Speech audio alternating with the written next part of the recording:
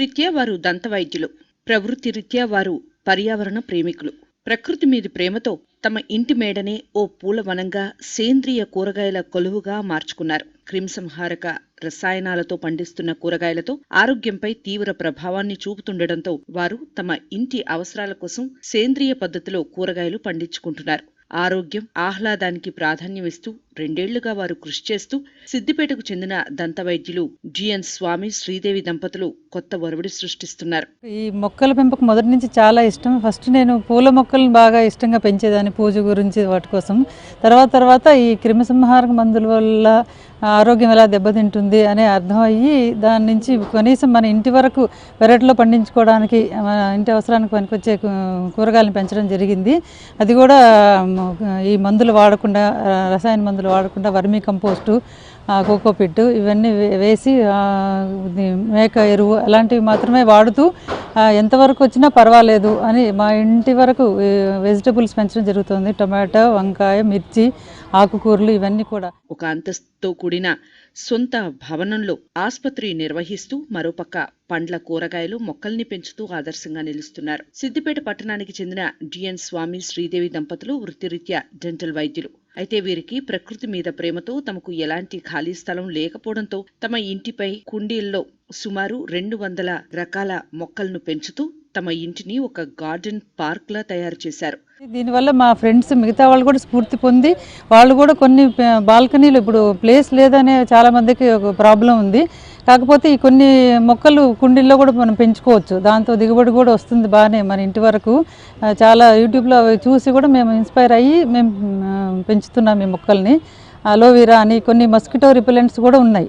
వాటి వల్ల మనకి ఇంట్లో కూడా ఆరోగ్యకరమైన వాతావరణం ఉంటుంది. మనకు కావాల్సిన కూరగాయలు కూడా మనం సొంతంగా ఫ్రెష్గా అప్పటికప్పుడు కోసుకొని వండుకోవడానికి కూడా చాలా బాగుంటుంది. బాల్కనీపై, మిద్దెలపై వివిధ రకాల మొక్కలు, కూరగాయలు పెంచుతున్నారు. నిమ్మ, దానిమ్మ, జామ, సీతాఫలం, సపోటా, మునగ చెట్టు, కొబ్బరికాయ చెట్టు, గులాబీ, బంతి, చేమంతి తదితర పూల, కీటకాలను నివారించే నిమ్మగడ్డి, మరువం, దవనం లాంటి మొక్కలతో పాటు ఇన్సులిన్ రకాల్ని పెంచుతుండటం విశేషం. సుమారుగా మనకు ఈ టెర్రస్ గార్డెన్ పైన 200 రకాల మొక్కల్ని పెంచడం జరుగుతుంది. పెద్ద చెట్లైన వేప, నిమ్మ, దానిమ్మ, జామ, మునగ చెట్టు ఇట్లాంటివి కూడా పెంచడం జరుగుతుంది కుండీల్లో. అవి కూడా చాలా పెద్దగా పెరిగాయి. తర్వాత ఈ కిందనేమో టమాటా, వంకాయ, నిమ్మ, మన మిర్చి ఇలాంటి రకాలు చాలా పెంచడం జరుగుతుంది. తర్వాత ఆకుకూరలు అయినటువంటి పాలకూర, తోటకూర, బచ్చలి మొదలగు రకాలు చాలా పెంచడం జరుగుతుంది. టమాటా, వంకాయ, ఆలు, బీరకాయ, సొరకాయ, కాకర, క్యారెట్, ముల్లంగి, ఆకుకూరలు తదితరవి సుమారు 200 రకాల వరకు మొక్కలను కుండీల్లో పెంచుతూ అందరి దృష్టిని ఆకర్షిస్తున్నారు. షుగర్ నివారణకు సంబంధించిన మొక్కలు కూడా పెంచుతున్నారు. నిత్యం ఉదయం, సాయంత్రం నీటిని పట్టడంతో పాటు తుంపర పరికరాలను ఏర్పాటు చేశారు. మట్టి, కొబ్బరి పీచును కలిపి కుండీల్లో పోసి మొక్కలు నాటుతున్నారు. రసాయనిక ఎరువులు వాడకుండా సేంద్రియ పద్ధతిలో సేంద్రియ ఎరువులు అయిన ఆవు పేడ, ఆవు మూత్రం, మేక పేడ, వేప నూనె వంటి సేంద్రియ ఎరువులు వేస్తున్నారు. కోతుల బెడద నివారణకు ఇనుప జాలి ఏర్పాటు చేశారు. మొక్కలకు డ్రిప్ ద్వారా నీరందిస్తున్నారు.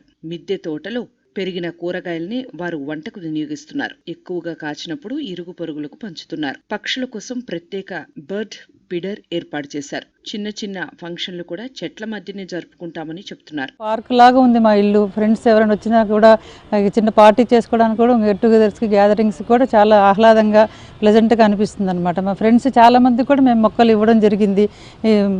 ఇప్పట్లో చాలామంది బర్త్డే కానీ ఏదైనా ఫంక్షన్స్కి మొక్కలు ఇస్తున్నారు గిఫ్ట్లుగా. అలా దాంతో కూడా మాకు చాలా మొక్కలు ఎక్కువైన మనీ ప్లాంట్స్ అవన్నీ కూడా చాలా పెట్టుకుంటున్నాం మేము. తులసి, ఎవ్రీథింగ్, రామ తులసి, కృష్ణ తులసి అవి అన్నీ కూడా ఉన్నాయండి. ఇలా ఇన్స్పైర్ అయ్యి మాకు ఇంకా మొక్కలు పెరుగుతూనే ఉన్నాయి. ఎప్పటికప్పుడు కూడా చాలా బాగా అనిపిస్తుంది, మానసికంగా ప్లెజెంట్గా అనిపిస్తుంది. మేము పర్యావరణం మీద ఉన్న మక్కువతో, ప్రకృతి పైన ప్రేమతో ఈ మొక్కల్ని పెంచడం అనేది గత 2 సంవత్సరాల నుంచి మొదలుపెట్టాను. అయితే మొదట్లో ఏంటంటే ఓన్లీ పూల మొక్కలు కానీ అట్లాంటివి పెంచడం మొదలుపెట్టాను. తర్వాత గమనించింది ఏంటంటే ఈ కూరగాయలు కానీ, మనకు వచ్చే లీఫీ వెజిటేబుల్స్ అన్నీ ఈ క్రిమిసంహారక మందుల వలన మన ఆరోగ్యాన్ని దెబ్బతీస్తున్నాయి. ఈ ప్రకృతిలో ఎట్లా అయిపోయిందంటే ప్రకృతి ఒక క్రిమిసంహారక మందుల వలన మనకు ఒక 15 లక్షల జాతి క్రిములు ఉన్నాయి.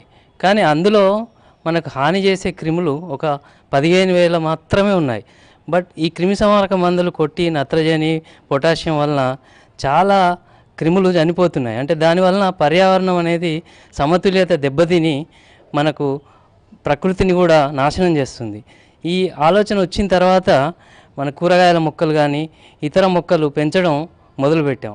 మొదట్లో పూల మొక్కల తర్వాత కూరగాయలు ఆరోగ్యానికి హాని చేసే క్రీముల బారిన పడకుండా సహజ సిద్ధమైన ఎరువులు వాడుతున్నామని, ఆరోగ్యంతో పాటు పర్యావరణ సమతుల్యత కోసం దోహదం చేస్తున్నామని, అందరూ అలాగే చెయ్యాలని అంటున్నారు వైద్యులు. మొక్కలను పెంచడం కోసం యూట్యూబ్లోని పద్ధతులను చూసి పెంచుతున్నట్లు చెబుతున్నారు. ఇవన్నీ సేంద్రియ పద్ధతుల ద్వారా సహజ సిద్ధంగా పండించుకోవడం వల్ల మన ఆరోగ్యానికి ఉపయోగపడమే కాకుండా పర్యావరణానికి కూడా దోహదపడుతుందనే ఆలోచనతో మొదలుపెట్టాం. అయితే కుండీలలో చాలా వరకు పెంచిన మొక్కల్లో మొదట్లో ఏంటంటే చాలా ఇబ్బంది ఏర్పడింది.